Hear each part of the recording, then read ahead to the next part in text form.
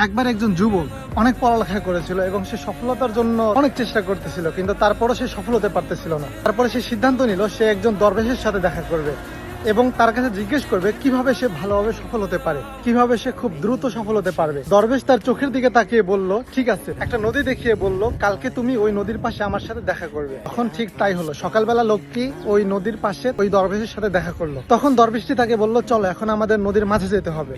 তখন দরবেশ তাকে নিয়ে নদীর মাঝখানে চলে গেল এবং একটা পর্যায়ে দরবেশ তার মাথা পানির ভিতরে চেপে ধরলো। তখন সে একেবারে শ্বাসরুদ্ধ হয়ে পড়েছিল, একদম মারা যাবে এইরকম অবস্থায় পৌঁছে গিয়েছিল। কিন্তু তখনও দরবেশ তাকে ছাড়তেছিল না।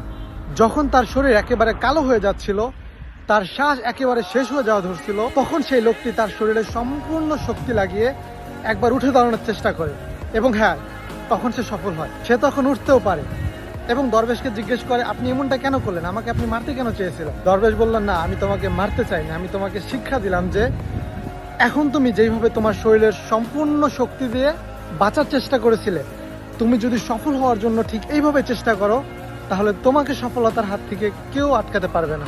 সো এখন আপনার হাতে দুইটা অপশন আছে, স্ক্রল করে উপরে চলে যান, এতে আমাদের আর কখনো দেখা হবে না, অন্যথায় আমাকে ফলো দিয়ে রাখুন, কথা দিচ্ছি আপনার জীবন বদলে দেব।